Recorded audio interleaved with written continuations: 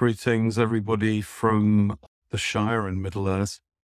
I thought I'd answer the question today, which I've been asked several times since I've got a website called the Positive Outlier, and I've got a book coming out called Becoming a Positive Outlier. I answer the question, what is a positive outlier? Positive outlier is an extraordinary change leader. Positive outlier is already living the change. A positive outlier can either be someone initiating the change, or it might be several people in the group that is having to make that change. These people are hope bringers because they live it, because they are getting the benefits from it, because they know how the change works. Others among their group, their peers, take notice of them. And they're much more influential than some external consultant coming in and telling them what to do.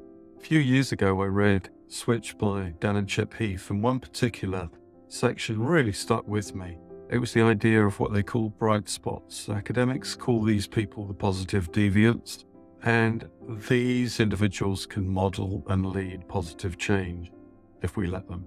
This changed so much with my mental crib sheet research that I did with John Edmonds, a colleague of mine.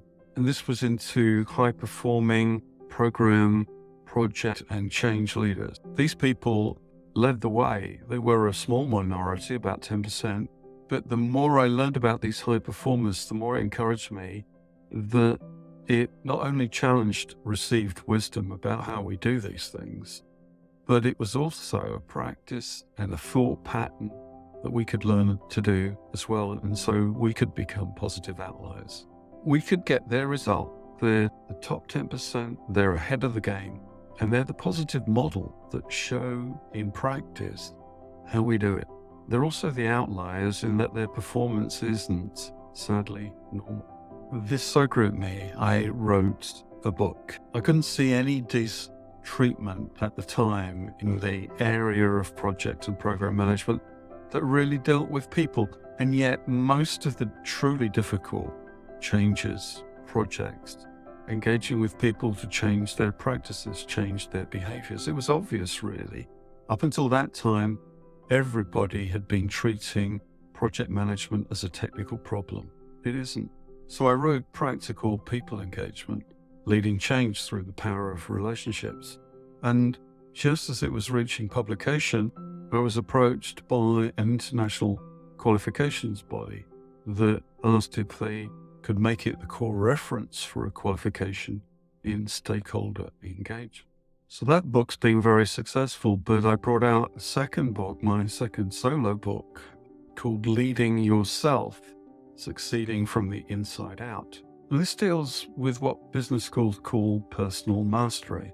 This is about the internal world of the leader and how the leader is a learner and how leaders begin with themselves. They build in certain personal practices that may make a huge difference, have a huge payoff.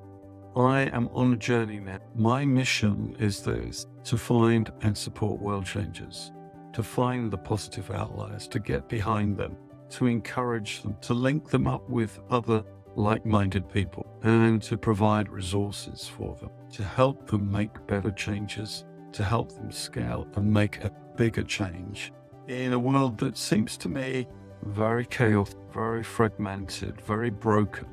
We need high-order people bringing inventions and solutions to this world that will succeed. And I think it's not good enough to have a good idea. We have got to begin to introduce it in a way that's compelling to others around us. So join me on that journey. Do visit my website, sign up, see the resources that I've got for you.